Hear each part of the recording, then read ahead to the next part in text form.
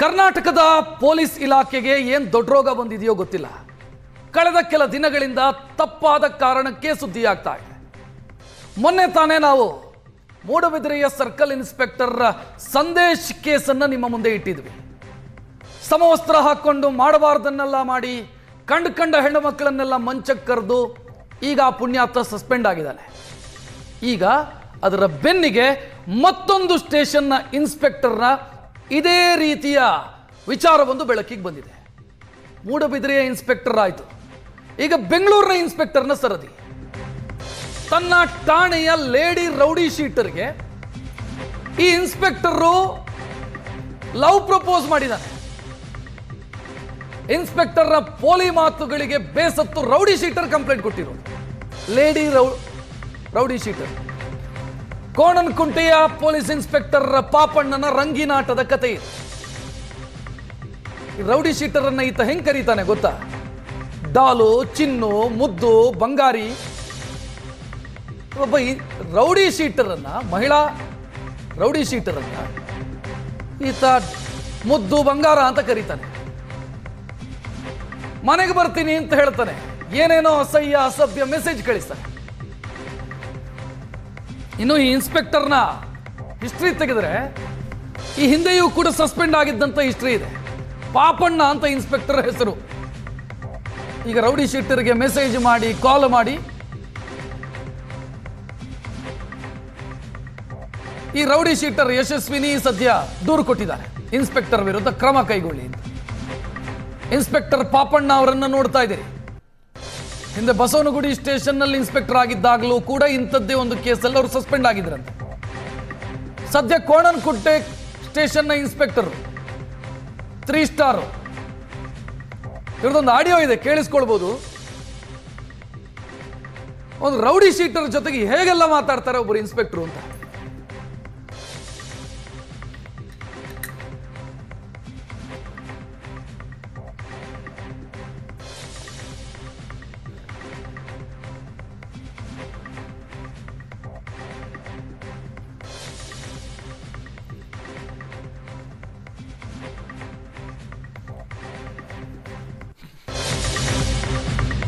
Rowdy sheeter ಜೊತೆಗೆ ಮಾತನಾಡೋದು ಹೆಂಗ್ ಗೊತ್ತಾ? ಹಿಂಗೆ, ಏನು ಮಾಡ್ತಿದ್ದೀಯ ಡಾಲು, ಏನು ಮಾಡ್ತಿದ್ದೀಯ ಬಂಗಾರ, ಚಿನ್ನ, ಈ ರೀತಿ ಎಲ್ಲ ಮಾತಾಡೋದು ಇನ್ಸ್ಪೆಕ್ಟರ್ ಒಬ್ಬ ರೌಡಿ ಶೀಟರ್ ಜೊತೆ. ಲೇಡಿ ರೌಡಿ ಶೀಟರ್ಗೆ ಈ ಪಾಪಣ್ಣ ಈ ರೀತಿ ಕರೆದ್ರೆ ಪಾಪಣ್ಣನನ್ನು ಹೆಂಗ್ ಕರಿಬೇಕು ಅಂತ ಗೊತ್ತಾ? ರೌಡಿ ಶೀಟರ್ ಪಾಪು ಅಂತ ಕರಿಬೇಕು. ನೀನ್ ಸರ್ ಅಂತ ಕರಿಬೇಡ, ನನ್ನನ್ನ ಪಾಪು ಅಂತ ಕರಿ ಅಂತ ಇನ್ಸ್ಪೆಕ್ಟರ್ ಹೇಳೋದು ಒಬ್ಬ ರೌಡಿ ಶೀಟರ್ ಜೊತೆಗೆ. ನಿನ್ ಸರ್ರು ಅಂತ ಕರೆದ್ರೆ ಹೊಡೆದು ಬಿಡ್ತೀನಿ ನಿನಗೆ, ನನ್ನನ್ನು ಪಾಪು ಅಂತ ಕರಿಬೇಕು ನೀನು ಅಂತ. ಕೋಣನಕುಂಟೆ ಇನ್ಸ್ಪೆಕ್ಟರ್ ನಾಳೆಯಿಂದ ಯಾರಾದರೂ ಕೋಣನಕುಂಟೆ ಸ್ಟೇಷನ್ಗೆ ಹೋದ್ರೆ ಇನ್ಸ್ಪೆಕ್ಟರ್ ಇದ್ದಾರಾ ಅಂತ ಕೇಳಬೇಡಿ, ಪಾಪು ಇದ್ದಾರಾ ಅಂತ ಕೇಳಿ. ಪಾಪು ಜೊತೆಗೆ ಸ್ವಲ್ಪ ಮಾತನಾಡೋದಕ್ಕಿದೆ, ನಮ್ಮ ಜೊತೆ ಸ್ವಲ್ಪ ಕೆಲಸ ಇದೆ, ಪಾಪು ಎಲ್ಲಾದರೂ ಇದ್ದಾರಾ ಅಂತ ಕೇಳಿ. ಯಾಕಂತಂದ್ರೆ ಅವರಿಗೆ ಸರ್ರು ಅಂತ ಕರೆದ್ರೆ ಆಗಲ್ಲ, ಪಾಪು ಅಂತ ಕರಿಬೇಕು. ಪಾಪು ಅಂತ ಕರೆದ್ರೆ ಖುಷಿ ಆಗುತ್ತೆ ಅವರಿಗೆ. ಸರ್ರು ಅಂತ ಕರೆದ್ರೆ ಗೌರವದಿಂದ ಅವ್ರು ಹೊಡೆಯೋದಕ್ಕೆ ಬರ್ತಾರೆ, ಹೊಡೆದು ಹಾಕ್ತೀನಿ ಅಂತ ಹೇಳ್ತಾರೆ ಅವರು. ನೋಡ್ತಾ ಇದ್ದೀರಿ ಮೆಸೇಜು ಯಾವ ರೀತಿ ಎಲ್ಲ ಕಳಿಸಿದ್ದಾರೆ ಅಂತ. ಬ್ಲರ್ ಮಾಡಿದ್ದೀವಿ ನೋಡಿ, ನೀವು ಮಾರ್ಕ್ ಮಾಡಿದ್ದೀವಿ, ಬ್ಲರ್ ಮಾಡಿದ್ದೀವಿ, ಕೆಟ್ಟ ಕೆಟ್ಟ ಶಬ್ದಗಳು. ಒಬ್ಬ ಇನ್ಸ್ಪೆಕ್ಟ್ರು ರೌಡಿ ಶೀಟರ್ ಜೊತೆಗೆ ಮಾತನಾಡೋದು. ಎಲ್ಲಿ ಬಂದು ತಲುಪಿದೆ ನಮ್ಮ ಪೊಲೀಸ್ ಇಲಾಖೆ ಅನ್ನುವಂಥ ಪ್ರಶ್ನೆ.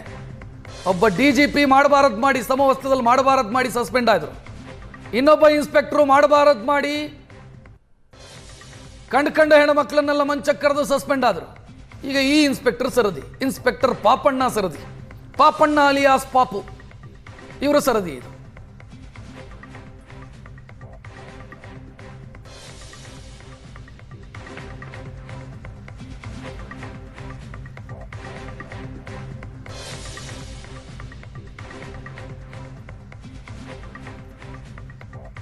ಮೆಸೇಜ್ ಇಲ್ಲ, ಒಂದು ರಿಪ್ಲೈ ಇಲ್ಲ, ಏನ್ ಅನ್ಕೋಬೇಕು? ನೀವು ಮೆಸೇಜ್ ಮಾಡ್ಬೇಡ, ಮಾತಾಡ್ಸ್ಬಿಡ ಅಂದ್ರಪ್ಪ, ನಾ ಮಾತಾಡ್ಸೋದಿಲ್ಲಪ್ಪ.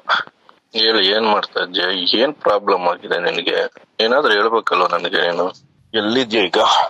ಏನ್ ಮಾಡ್ತಾ ಇದ್ಯಾ ಡಲ್ಲು? ಏನ್ ಪ್ರಾಬ್ಲಮ್ ಆಗಿತ್ತು ನಿನ್ಗೆ? ಮೆಸೇಜ್ ಮಾಡ್ತಿರ್ಲಿಲ್ವಲ್ಲ. ಏನ್ ನೀನೇ ನನ್ನ ಆತ್ಮೀಯ ಅನ್ಕೊಂಡಿದ್ಯೋ ಇಲ್ವೋ ಹೇಳಪ್ಪ, ಮಾತಾಡು. ಹೇಳು ಹುಡುಗಿ, ಏನಾಗಿದೆ? ಎಂತದೂ ಇಲ್ಲ. ಎಂತದೂ ಇಲ್ಲ. ಆರಾಮಿದ್ಯಾ? ಯಾಕೆ ನನ್ನ ಜೊತೆ ಮಾತಾಡಲ್ಲ ನೀನು? ಏನಾದ್ರು ಪ್ರಾಬ್ಲಮ್ ಆಗಿದೆಯಾ ನನ್ನಿಂದ ಏನಾದ್ರು? ಇಲ್ಲ ಸರ್. ಹ್ಮ್ ಇಲ್ಲ ಸರ್. ಸಾರ್ ಅಂತ್ಯಾ? ಬೆಳಿಗ್ಗೆನೆ ಓದಬೇಕಾ? ನೀವು ಇನ್ಸ್ಪೆಕ್ಟರು, ರೆಸ್ಪೆಕ್ಟ್ ಕೊಡಬೇಕಲ್ಲ. ನಾನು ಇನ್ಸ್ಪೆಕ್ಟರ್ ತರ ಯಾವತ್ತ ನಿನ್ ಜೊತೆ ಮಾತಾಡಿದಿನ? ಆಯ್ತಪ್ಪ, ಬೆಳಿಗ್ಗೆ ನೀನ್ ಬೇಜಾರ್ ಮಾಡೋದ್ ಬೇಡ. ಸಾರಿ ಕಣ. ಹೇಳಿ. ಮತ್ತೆ ಸಾರ್ ಅಂತ್ಯ? ಏನು ಸರಿಯಾಗಿ ಮಾತಾಡೋ. ಕಾಫಿ ಆಯ್ತಾ? ನೀ ಕೊಡಿಸ್ತೀಯಾ? ಬರೀ ಹ್ಞೂ ಅಷ್ಟೇ ನೀನು. ಫೋನೇ ಎತ್ಕೊಳಲ್ಲ ನೀನು, ಮೆಸೇಜೇ ಮಾಡಲ್ಲ. ಇಲ್ಲ ನೀನ್ ಮೆಸೇಜ್ ಮಾಡ್ಬೇಡ, ನಾನು ಯಾವತ್ತೂ ಮಾಡೋದು ಇಲ್ಲ. ನಮ್ಮಿಂದ ಡಿಸ್ಟರ್ಬ್ ಆಗುತ್ತೆ, ಯಾರಿಗೂ ಇಷ್ಟ ಆಗಲ್ಲ ಕಣ ನನ್ಗೆ. ಡ್ಯೂಟಿಗೆ ಹೋಗಿಲ್ವಾ? ಡ್ಯೂಟಿಲೇ ಇದ್ದೀನಿ, ನೈಟ್ ಎಲ್ಲ ಜಾತ್ರೆ ಅಲ್ವಾ ಇಲ್ಲಿ. ಓ, ಮನೆಗೆ ಹೋಗಿಲ್ವಾ? ಮನೆಗೆ ಹೋಗಿಲ್ಲ. ನೀನ್ ಕರೆದಿದ್ರೆ ನಿನ್ನ ಹತ್ರನೇ ಬಂದ್ಬಿಡ್ತಿದೆ. ಇದೊಬ್ಬ ಇನ್ಸ್ಪೆಕ್ಟ್ರು ರೌಡಿ ಶೀಟರ್ ಜೊತೆಗೆ ಮಾತನಾಡುವಂಥ ಮಾತು ಕೇಳ್ತಾ ಇದ್ದೀರಿ. ರೌಡಿ ಶೀಟರನ್ನು ಹೆಂಗೆ ಕರೀತಾರೆ ಇನ್ಸ್ಪೆಕ್ಟ್ರು ಕೇಳ್ಬೋದು ನೀವು. ಅದರಲ್ಲಿ ನನ್ನನ್ನು ಪಾಪು ಅಂತ ಕರಿ ಅಂತ ಆ ನಂತರ ಆ ಆಡಿಯೋ ಕಂಟಿನ್ಯೂ ಆಗುತ್ತೆ. ಒಬ್ಬ ಇನ್ಸ್ಪೆಕ್ಟ್ರು 3 ಸ್ಟಾರ್ ದರ್ಜೆ ಅಧಿಕಾರಿ ಈ ರೀತಿ ಮಾತನಾಡ್ತಾರೆ ಒಬ್ಬ ರೌಡಿ ಶೀಟರ್ ಜೊತೆಗೆ. ಇನ್ನು ನಾನು ನಿನ್ನ ಮನೆಗೆ ಬರ್ತೀನಿ ಅಂತೆಲ್ಲ ಮಾತನಾಡ್ತಾರೆ. ಇನ್ನು ಆಡಿಯೋ ಕಂಟಿನ್ಯೂ ಆಗುತ್ತೆ. ಇನ್ನು ಹಲವು ವಿಚಾರಗಳು ಡಿಸ್ಕಸ್ ಆಗುತ್ತೆ ಅಲ್ಲಿ, ನೋಡೋಣ. ಸ್ಟೇಷನಲ್ಲೇ ಮಲಗಿದ್ರಾ? ಇಲ್ಲ, ಇಲ್ಲಿ ಹೋಟೆಲ್ ಅಲ್ಲಿ ಇದ್ದೀನಿ, ಇಲ್ಲಿ BK ಸರ್ಕಲ್ ಅದು. ಮತ್ತೆ ಹೇಳಿ. ಮೊಬೈಲ್ ತಗೊಂಡ ನಿಂದು? ಇಲ್ಲ, ಮಂಡೇ ಬರುತ್ತೆ. ಯಶು ಯಶು ಮುದ್ದು, ಯಶು ಮುದ್ದು, ಏನಾಗಿದೆ ಚಿನ್ನು ನಿನ್ಗೆ? ಏನೂ ಇಲ್ಲ. ಯಾಕೆ ನನ್ನ ಜೊತೆ ಮಾತಾಡಲ್ಲ ನೀನು? ಹಂಗೇನಿಲ್ಲ. ಯಾಕೆ ಮೆಸೇಜ್ ರಿಪ್ಲೈ ಮಾಡಲ್ಲ ಡಾಲು? ಸ್ವಲ್ಪ ಬ್ಯುಸಿ ಇದೆ ಅಲ್ಲ. ಏನಪ್ಪ? ನಿಮಗೆ ಗೊತ್ತಲ್ಲ, ಬ್ಯುಸಿ ಇದೆ. ನೋಡು, ಇಷ್ಟ ಸ್ನೇಹಿತರ ಜೊತೆ ಮಾತಾಡಿದಷ್ಟು ಪ್ರಪಂಚದಲ್ಲಿ ಯಾವ್ದು ಬಿಸಿ ಇರಲ್ಲ, ಹೌದಲ್ವಾ?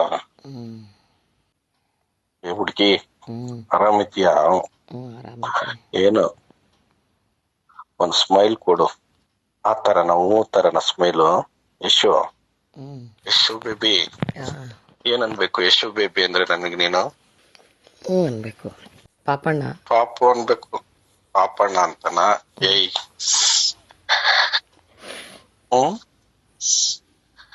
ಯಶು ಬೇಬಿ ಏನನ್ಬೇಕು? ಯಶು ಬೇಬಿ ಪಾಪಣ್ಣ, ಪಾಪು ಅಂತಲ್ವ ಹೇಳಿದ್ದು? ಪಾಪು ಅನ್ಬೇಕಾ? ನೀವು ಇನ್ಸ್ಪೆಕ್ಟರ್ ಅಲ್ಲ, ರೆಸ್ಪೆಕ್ಟ್ ಕೊಡ್ಬೇಕಲ್ಲ. ಯಶು, ಯಶು ಚಿನ್ನು, ಬಂಗಾರು, ಬಂಗಾರು. ಏಯ್, ಒಂದ್ ಮುತ್ತು ಕೊಡ್ಬೇಕು ಅನ್ಸುತ್ತೆ ಈಗ. ಒಂದ್ ಮುತ್ತು ಕೊಡ್ಬೇಕು ಅನ್ಸುತ್ತೆ ಯಶುಗೆ. ಯಪ್ಪ, ಯಾಕೆ? ದೇವ್ರೆ, ಬೇಡವಾ? ನಿಮ್ಮ ಮೆಸೇಜ್ ಎಲ್ಲ ಮರ್ತೋಗಿದ್ದೀರಾ? ನೀವು ಕಳಿಸ್ತಿದ್ದಿದ್ದು ಮೆಸೇಜು ಎಲ್ಲ ಇಟ್ಕೊಂಡಿದ್ಯಾ? ಏನ್ ಮಾಡ್ತೀಯ ಇಟ್ಕೊಂಡು? ಡಿಲೀಟ್ ಮಾಡ. ಇಟ್ಕೊಂಡು ಏನ್ ಮಾಡ್ತೀಯ ಯಶು? ಏನು ಮಾಡಲ್ಲ ಯಶು. ಒಂದ್ ಟೈಟ್ ಅಗ್ಗು. ಏನಿಲ್ಲ ಬಿಡು, ಕೋಪ ಮಾಡ್ಕೊತೀನಿ. ಮತ್ತೆ ಟೀನೇಜಿನ ಪ್ರೇಮಿಗಳು ಕೂಡ ಈ ರೀತಿ ಮಾತನಾಡಲ್ಲ ಅಂತ ಅನ್ಸುತ್ತೆ. 3 ಕತ್ತೆ ವಯಸ್ಸಾಯಿತು ಇನ್ಸ್ಪೆಕ್ಟ್ರಿಗೆ. ಆ ಮಾತನಾಡೋ ಮಾತುಗಳನ್ನು ಕೇಳಿ ನೀವು ಪಾಪು ಅಂತ ಕರಿಬೇಕಂತೆ, ಪಾಪಣ್ಣ ಅಂತ ಕರಿಬಾರ್ದು. ಇಡೀ ಜಗತ್ತಲ್ಲಿದ್ದವರೆಲ್ಲ ಪಾಪು ಅಂತ ಕರಿಬೇಕೋ ಗೊತ್ತಿಲ್ಲ, ಅಥವಾ ಯಶಸ್ವಿನಿಯವರು ಮಾತ್ರ ಕರೆದ್ರೆ ಸಾಕೋ ಗೊತ್ತಿಲ್ಲ. ಬಟ್ ಒಬ್ಬ ಇನ್ಸ್ಪೆಕ್ಟ್ರು ರೌಡಿ ಶೀಟರ್ ಜೊತೆಗೆ ಈ ರೀತಿಯೆಲ್ಲ ಮಾತನಾಡ್ತಾರ. ಮತ್ತು ಆ ಮಾತುಗಳನ್ನು ಕೇಳಿದ್ರೇ ಗೊತ್ತಾಗುತ್ತೆ, ರೌಡಿ ಶೀಟರ್ ಜೊತೆಗೇ ಈ ರೀತಿ ಮಾತನಾಡುವಂಥ ವ್ಯಕ್ತಿ ಸ್ಟೇಷನಿಗೆ ಬರೋ ಉಳಿದ ಹೆಣ್ಣುಮಕ್ಕಳ ಜೊತೆಗೆ ಹೆಂಗೆ ಮಾತನಾಡ್ಬೋದು? ಇದೇ ಅನುಮಾನ ಕಾಡೋದು. ನಮ್ಮ ಪ್ರತಿನಿಧಿ ಚೇತನ್ನ ಹೆಚ್ಚಿನ ವಿವರಣೆ ನೀಡೋದಕ್ಕೆ ರೆಡಿ ಇದ್ದಾರೆ. ಚೇತನ್ನ ಪಾಪು ಅಂತ ಕರಿಬೇಕಂತ ಇನ್ಸ್ಪೆಕ್ಟ್ರನ್ನ ಮುದ್ದು ಚಿನ್ನ ಬಂಗಾರಿ ಡಾಲು ಗೀಲು ಅಂತೆಲ್ಲ ಮಾತನಾಡ್ತಾರೆ ಒಬ್ಬ ರೌಡಿ ಶೀಟರ್ ಜೊತೆಗೆ. ಏನಾಗಿದೆ ನಮ್ಮ ಇಲಾಖೆಗೆ, ಏನಾಗಿದೆ ಅಂತ ಪ್ರಶ್ನೆ ಇಲ್ಲಿ.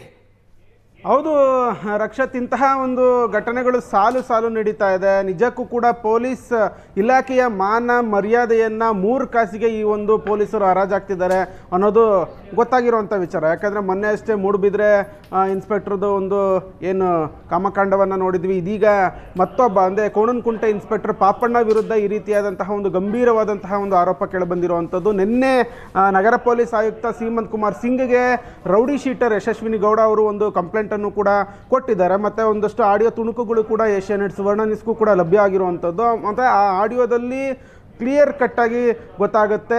ಅಂದರೆ ಇವಾಗ ಆಲ್ರೆಡಿ ಈ ಒಂದು ಆಡಿಯೋ ಕುರಿತಂತೆಯೂ ಕೂಡ ಇನ್ವೆಸ್ಟಿಗೇಷನ್ ಕೂಡ ಸಹಜವಾಗಿ ಆಗೇ ಆಗುತ್ತೆ. ಮೊದಲಿಗೆ ನಗರ ಪೊಲೀಸ್ ಆಯುಕ್ತರಿಗೆ ಕಂಪ್ಲೇಂಟ್ ಹೋಗಿರುವಂಥದ್ದು, ಆನಂತರ ಅವರು ಕನ್ಸರ್ಟ್ ಪೊಲೀಸ್ ಸ್ಟೇಷನ್ಗೆ ಒಂದು ಇನ್ವೆಸ್ಟಿಗೇಷನ್ ಮಾಡಿ ಅಂತ ಅಂದ್ಬಿಟ್ಟು ಏನಾದರೂ ಹೇಳ್ತಾರ ಏನು ಅನ್ನೋದನ್ನ ಕಾದು ನೋಡಬೇಕಾಗತ್ತೆ. ಸದ್ಯಕ್ಕೆ ಕರ್ನಾಟಕ ಪೊಲೀಸ್ ಇಲಾಖೆಯ ಮಾನ ಮರ್ಯಾದೆ ಎಲ್ಲವೂ ಕೂಡ 3 ಕಾಸಿಗೆ ಹರಾಜಾಗ್ತಾ ಇದೆ ಇಂತಹ ಒಬ್ಬ ಪೊಲೀಸ್ ಅಧಿಕಾರಿಗಳಿಂದ. ಆ ಆಡಿಯೋದಲ್ಲಿ ಪಾಪಣ್ಣ ಅನ್ಬೇಡ ಪಾಪು ಅನ್ನು ಅಂತ ಹೇಳ್ತಾರೆ. ಅದಲ್ದಿರ ಯಶು ಚಿನ್ನ ಮುದ್ದು ಬಂಗಾರಿ ಈ ರೀತಿಯಾದಂತಹ ಒಂದು ಆಡಿಯೋ ಆಗಿರುವಂಥದ್ದು. ಸದ್ಯಕ್ಕೆ ಆಡಿಯೋ ತುಣುಕಿನ ಜೊತೆಗೆ ಒಂದು ನಗರ ಪೊಲೀಸ್ ಆಯುಕ್ತರಿಗೂ ಕೂಡ ಯಶಸ್ವಿನಿ ಗೌಡ ಒಂದು ಕಂಪ್ಲೇಂಟನ್ನು ಕೂಡ ಕೊಟ್ಟಿರುವಂಥದ್ದು. ಪೊಲೀಸರು ಕೂಡ ದೂರನ್ನು ಕೂಡ ದಾಖಲು ಮಾಡಿಕೊಂಡು ಇನ್ವೆಸ್ಟಿಗೇಷನನ್ನು ಕೂಡ ನಡೆಸ್ತಾ ಇದ್ದಾರೆ. ಅಂದರೆ ಪಾಪಣ್ಣ ಅವರ ಕೆಲಸ ಈ ಹಿಂದೆನೂ ಕೂಡ ಇದೇ ರೀತಿಯಲ್ಲಿ ಅಂದರೆ 2016ರಲ್ಲಿ ಸುಮಾರಲ್ಲಿ ಬಸವನಗುಡಿಯಲ್ಲಿ ಅವರು ಕೆಲಸವನ್ನು ಮಾಡ್ತಾ ಇರ್ತಾರೆ, ಕಾರ್ಯವನ್ನು ನಿರ್ವಹಿಸ್ತಾ ಇರ್ತಾರೆ. ಈ ವೇಳೆನೂ ಕೂಡ ಇದೇ ರೀತಿಯಾದಂತಹ ಒಂದು ವಿಚಾರಕ್ಕೆ ಅವರು ಸುದ್ದಿಯಾಗಿದ್ರು ಮತ್ತು ಸಸ್ಪೆಂಡ್ ಕೂಡ ಆಗಿದ್ರು. ಅಂದರೆ ಲೈಂಗಿಕ ದೌರ್ಜನ್ಯದ ವಿಚಾರವಾಗಿಯೇ ಅವರು ಸಸ್ಪೆಂಡ್ ಕೂಡ ಆಗಿದ್ರು. ಇದೀಗ ಕೋಣನಕುಂಟೆಗೆ ಹೋದ್ಮೇಲೂ ಕೂಡ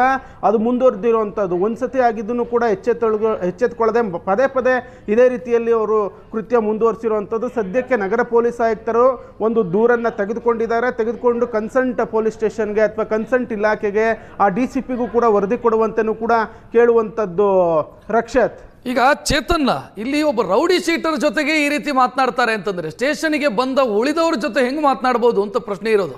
ನಂಗೆ ನೆನಪಿದೆ, ಇದೇ ಇನ್ಸ್ಪೆಕ್ಟರು ಕೋಣನಕುಂಟೆ ಇನ್ಸ್ಪೆಕ್ಟರು ಈ ಹಿಂದೆ ಇನ್ಸ್ಪೆಕ್ಟರ್ ಆಗಿದ್ದಾಗಲೇ ಒಂದು ಲಾಕಪ್ ಡೆತ್ ಕೇಸು ಕೂಡ ಆಗಿತ್ತು. ಆಗ್ಲೂ ಕೂಡ ಇವರ ವಿರುದ್ಧ ಆರೋಪಗಳು ಕೇಳಿ ಬಂದಿತ್ತು.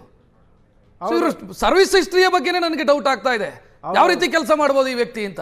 ಎಸ್ ರಕ್ಷತ್, ಅಂದರೆ ಕೋಣನಕುಂಟೆಲೆ ಒಂದು ಕಸ್ಟೋಡಿಯಲ್ ಡೆತ್ ಪ್ರಕರಣವೂ ಕೂಡ ಒಂದು ಆಗಿತ್ತು.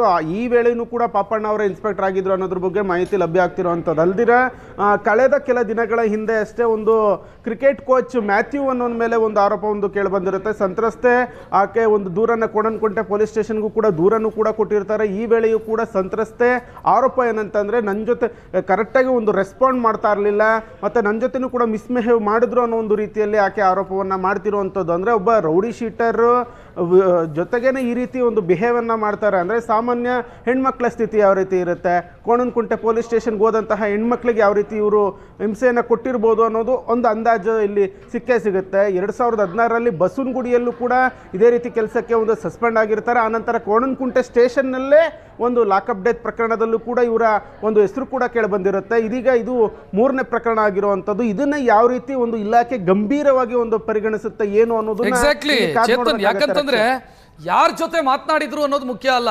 ರೌಡಿ ಶೀಟರ್ ಜೊತೆಗೆ ಮಾತನಾಡಿದ್ರು ಅನ್ನೋದು ಒಂದಾದ್ರೆ ಏನು ಮಾತನಾಡಿದ್ರು ಅನ್ನೋದು ಬಹಳ ಮುಖ್ಯ ಆಗುತ್ತೆ.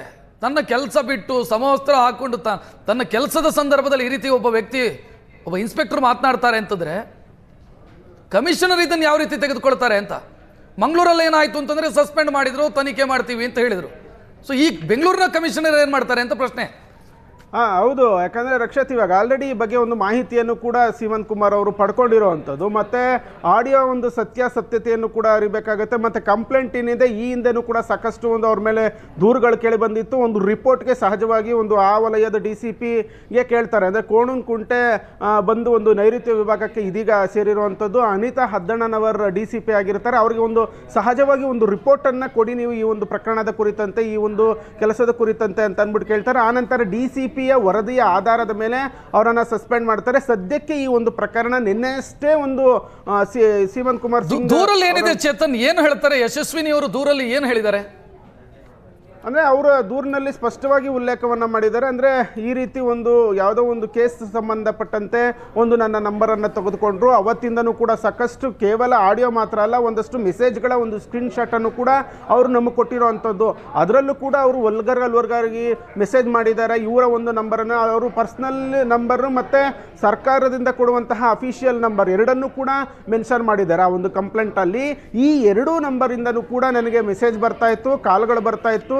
ಈ ರೀತಿ ನನ್ನನ್ನು ಲೈಂಗಿಕ ದೌರ್ಜನ್ಯ ಎಸಗ್ತಾ ಇದ್ರು, ಮತ್ತು ನನ್ನನ್ನು ನೀನು ತುಂಬ ಸೆಕ್ಸಿ ಆಗಿದೆಯಾ, ಬಂದು ನನ್ನ ಜೊತೆ ಮಲ್ಕೋ ಅನ್ನೋ ಒಂದು ರೀತಿಯಲ್ಲೂ ಕೂಡ ಅವರು ಅಪ್ರೋಚ್ ಮಾಡ್ತಾಯಿದ್ರು. ಈ ರೀತಿಯೆಲ್ಲ ಒಂದು ಅಪ್ರೋಚನ್ನು ನನಗೆ ಮಾಡ್ತಾಯಿದ್ರು. ಅಂದರೆ ಇದೇ ರೀತಿ ಬೇರೆ ಹೆಣ್ಮಕ್ಳಿಗಾಗುವಂತಹ ಒಂದು ಸಾಧ್ಯತೆ ಇದೆ. ಹೀಗಾಗಿ ನಾನೇ ಒಂದು ದೂರನ್ನು ಕೊಡ್ತಿದ್ದೀನಿ ಅಂತ ಅಂದ್ಬಿಟ್ಟು ಯಶಸ್ವಿನಿ ಗೌಡ ಆ ಒಂದು ದೂರಿನಲ್ಲಿ ಉಲ್ಲೇಖವನ್ನು ಮಾಡಿರುವಂಥದ್ದು. ನಿನ್ನೆ ಒಂದು ದೂರನ್ನು ಕೂಡ ಕೊಟ್ಟಿದ್ದಾರೆ. ಪೊಲೀಸರು ಈ ವಿಚಾರವನ್ನು ಗಂಭೀರವಾಗಿ ಒಂದು ಪರಿಗಣಿಸಬೇಕಾಗತ್ತೆ. ಮತ್ತು ಮಹಿಳಾ ಆಯೋಗ ಕೂಡ ಈ ಒಂದು ಕೇಸಲ್ಲಿ ಒಂದು ಮುತುವರ್ಜಿನಿ ವಹಿಸಬೇಕಾಗತ್ತೆ ಇಂತಹ ಒಂದು ಕೇಸ್ಗಳಲ್ಲಿ. ಯಾಕಂದರೆ ಸಮಾಜವನ್ನು ಕಾಯುವಂತಹ ಒಂದು ಪೊಲೀಸ್ ಇಲಾಖೆಯಲ್ಲೇ ಈ ರೀತಿ ಮಹಿಳೆಯರ ಮೇಲೆ ದೌರ್ಜನ್ಯ ಪ್ರಕರಣಗಳು ಹೆಚ್ಚಾದಾಗ ಸಹಜವಾಗಿ ಮಹಿಳಾ ಆಯೋಗ ಇದಕ್ಕೆ ಎಂಟ್ರಿ ಕೊಡಬೇಕಾಗತ್ತೆ.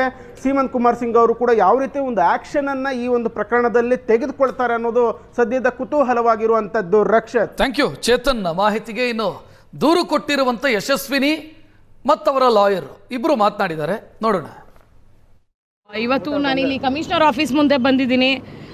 ಕೋಣಗುಂಟೆ ಇನ್ಸ್ಪೆಕ್ಟರ್ ಪಾಪಣ್ಣ ಅವ್ರ ಮೇಲೆ ಕಂಪ್ಲೇಂಟ್ ಕೊಡೋಕ್ಕೆ. ನನಗೆ ತುಂಬ ಟೋಟಲಿ ಹ್ಯಾರಾಸ್ ಮಾಡ್ತಿದ್ದಾರೆ.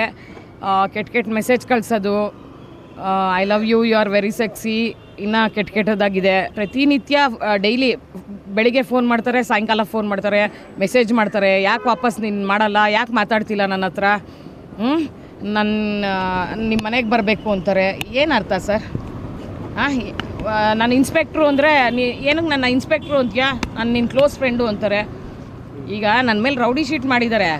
ರೌಡಿ ಶೀಟ್ ಮಾಡಿದ್ಮೇಲೆ ಇನ್ಸ್ಪೆಕ್ಟ್ರು ನನ್ನ ಹತ್ರ ಕ್ಲೋಸ್ ಫ್ರೆಂಡ್ ಹೆಂಗಾಗ್ತಾರೆ ಸರ್? ರೌಡಿ ಶೀಟ್ ಓಪನ್ ಮಾಡಿದಾಗ 2017 ಇವರು ಇರ್ತಾರೆ ಇನ್ಸ್ಪೆಕ್ಟ್ರು ಪಾಪಣ್ಣ. ಎನ್ಕ್ವೈರಿಗೆ ಅಂತ ಕರೆಸ್ತಾರೆ. ನನ್ನ 2016 ಎನ್ಕ್ವೈರಿಗೆ ಅಂತ ಕರೆಸ್ತಾರೆ. ನಂಬರ್ ಕೇಳ್ತಾರೆ. ಇನ್ಸ್ಪೆಕ್ಟ್ರು ನಂಬರ್ ಕೇಳಿದಾಗ ಕೊಡಲೇಬೇಕು. ಕೊಟ್ಟಾಗ ಎಷ್ಟು ಫಿಲ್ತಿ ಲ್ಯಾಂಗ್ವೇಜಲ್ಲಿ ಮೆಸೇಜ್ ಮಾಡಿದ್ದಾರೆ ಅಂದರೆ ಅಷ್ಟು filthy language. You are very sexy, ಅದು ಇದು, ನಾನು ನಿಮ್ಮ ಮನೆಗೆ ಬರಬೇಕು ಅಂತ. ಸರ್, ಒಂದು 3 ಮಂತ್ಸಿಂದ ಫೋನ್ ಕಂಟಿನ್ಯೂಸ್ ಆಗಿ ಮಾಡ್ತಾನೆ ಇದ್ದಾರೆ, ಮೆಸೇಜ್ ಮಾಡ್ತಾನೆ ಇದ್ದಾರೆ. ಯಾಕೆ ಫೋನ್ ಮಾಡಲ್ಲ, ಯಾಕೆ ಮೆಸೇಜ್ ಮಾಡಲ್ಲ? ನಿಮ್ಮ ಮನೆಗೆ ನಾನು ಊಟಕ್ಕೆ ಬರ್ತೀನಿ, ನಾನು ಚಿಕನ್ ಮಾಡ್ತೀನಿ, ನಾನೇ ನಿಂಗೆ ತಿನ್ನಿಸ್ತೀನಿ. ಏನು ಸರ್, ಏನಕ್ಕೆ ಸರ್ ಅವ್ರು ತಿನ್ನಿಸ್ಬೇಕು ನನಗೆ? ಕಮಿಷನರ್ನ ಭೇಟಿ ಮಾಡಿಲ್ಲ, ಕಮಿಷನರ್ಗೆ ಕಂಪ್ಲೇಂಟ್ ಕೊಟ್ಟಿದ್ದೀವಿ. ಪಾಪಣ್ಣ ಅಂತ ಕೋಣನಕುಂಟೆ ಪೊಲೀಸ್ ಇನ್ಸ್ಪೆಕ್ಟರು ಅಸಭ್ಯವಾಗಿ ಮೆಸೇಜ್ಗಳು ಮಾಡೋದು, ಕಾಲ್ ಮಾಡೋದು, ಏನೋ ಯಾರೂ ಇಲ್ಲ ಮನೇಲಿ ಬರಲ್ಲ ಅನ್ನೋದು, ಯಶು ಚಿನ್ನು ಅಂತಾರೆ. ಈ ಥರ ಸ್ಟ್ರಾಂಗ್ ಲೇಡಿಗೆ ಒಬ್ರಿಗೆ ಈ ಥರ ಮಾಡಿದ್ರೆ ಇನ್ನೋಸೆಂಟ್ ಲೇಡೀಸ್ಗೆ ಹೆಂಗೆ ಮಾಡ್ಬೋದು? ಇನ್ನೋಸೆಂಟ್ ಲೇಡೀಸ್ ಎಲ್ಲ ಎಲ್ಲೋಗ್ಬೇಕು ಕಂಪ್ಲೇಂಟ್ ಕೊಡಬೇಕಂದ್ರೆ? ಈ ಥರ ಇದೊಂದೇ ಕೇಸಲ್ಲ, ತುಂಬ ಜನಕ್ಕೆ ಇದೇ ಥರ ಮಹಿಳೆಯರಿಗೆ ಈ ಥರ ಮೆಸೇಜ್ಗಳು ಮಾಡಿದ್ದಾರೆ. ಕೋಪ್ರೇಟ್ ಮಾಡಿದ್ರೆ ಮಾತ್ರ FIR ಮಾಡೋದು, ಕೋಪ್ರೇಟ್ ಮಾಡಿದ್ರೆ ಮಾತ್ರ ಇನ್ವೆಸ್ಟಿಗೇಷನ್ ಮಾಡೋದಂದರೆ ಅವ್ರ ಅಪ್ಪನ ಮನೆಯಿಂದ ದುಡ್ಡೆಲ್ಲ ಇಲ್ಲಿ ಆಗ್ತಾ ಇರೋದು ಯಾರು? ಅವ್ರು ಕೊಡ್ತಾ ಇರೋದು ಜನ, ದುಡ್ಡು ಕೊಡ್ತಾ ಇರೋದು ಜನಗಳ ತೆರೆಗೆಲಿ ಇವರೆಲ್ಲ ಕೆಲಸ ಮಾಡ್ತಾ ಇರೋದು. ಇವ್ರಿಗೆ ಗೌರ್ಮೆಂಟಿಂದ ಮೊಬೈಲ್ ಫೋನ್ ಕೊಡೋದು, ಕನೆಕ್ಷನ್ಸ್ ಕೊಡೋದು, ಜನಗಳ ಸಂಪರ್ಕ ಇಟ್ಕೊಳ್ಳಿ ಅಂತ, ಜನಗಳಿಗೆ ನ್ಯಾಯ ಕೊಡಿಸ್ಲಿ ಅಂತ ಅಲ್ಲ, ಜನಗಳಿಗೆ ನ್ಯಾಯ ಕೊಡಿಸ್ಲಿ ಅಂತಲ್ಲ. ಯು ಆರ್ ಸೆಕ್ಸಿ ಅಂತ ಮೆಸೇಜ್ ಮಾಡೋದಕ್ಕಲ್ಲ. ದೂರು ಕೊಟ್ಟಿದ್ದೀವಿ. ಸಮವಸ್ತ್ರ ಹಾಕೊಂಡು ಎಂತೆಂಥವರು ಸ್ಟೇಷನ್ನಲ್ಲಿದ್ದಾರೆ ಅನ್ನೋದಕ್ಕೆ ಉದಾಹರಣೆ ಇದು. ಒಬ್ಬ ರೌಡಿ ಶೀಟರ್ಗೆ ಈ ರೀತಿ ಮೆಸೇಜ್ ಮಾಡ್ತಾರೆ, ಟಾರ್ಚರ್ ಕೊಡ್ತಾರೆ ಅಂತಾದರೆ, ಇವರು ಸ್ಟೇಷನ್ಗೆ ಬರುವಂಥ ಬೇರೆ ಹೆಣ್ಣುಮಕ್ಕಳು, ನ್ಯಾಯ ಕೋರಿ ಬರುವಂಥ ಬೇರೆ ಹೆಣ್ಣುಮಕ್ಕಳ ಜೊತೆಗೂ ಕೂಡ ಇದೇ ರೀತಿ ವರ್ತಿಸಲ್ಲ ಅಂತ ಏನು ಗ್ಯಾರಂಟಿ? ಈ ಕೇಸು ಬೆಳಕಿಗೆ ಬಂದಿದೆ. ಯಶಸ್ವಿನಿ ಅವರು ಮಾತನಾಡಿದ್ದಾರೆ, ಅವ್ರ ಲಾಯರ್ ಮಾತನಾಡಿದ್ದಾರೆ, ನೋಡಿದ್ರಿ. ಕಂಪ್ಲೇಂಟ್ ಕೊಟ್ಟಿದ್ದಾರೆ. ಕಂಪ್ಲೇಂಟ್ ಕೊಡೋದಕ್ಕೆ ಆಗದೇ ಇರುವಂಥ, ಮರ್ಯಾದೆಗಂಜಿ ಸುಮ್ಮನೆ ಕೂತಿರುವಂಥ ಎಷ್ಟು ಹೆಣ್ಣುಮಕ್ಕಳಿದ್ದಾರೋ ಗೊತ್ತಿಲ್ಲ. ಕಮಿಷನರ್ ಇದನ್ನು ಸೀರಿಯಸ್ ಆಗಿ ತೆಗೆದುಕೊಳ್ಬೇಕಾದಂಥ ಅಗತ್ಯ ಇದೆ. ಈ ಪಾಪಣ್ಣ ಮಾತನಾಡೋದನ್ನು ಕೇಳ್ತಾ ಇದ್ರೆ ವುಮನೈಸರ್ ರೀತಿಯಲ್ಲಿ ಮಾತನಾಡೋದು ಸ್ಪಷ್ಟವಾಗಿ ಕಾಣಿಸುತ್ತೆ. ಮೆಸೇಜುಗಳು ಕೂಡ ಹಾಗೇ ಇದ್ದಾವೆ.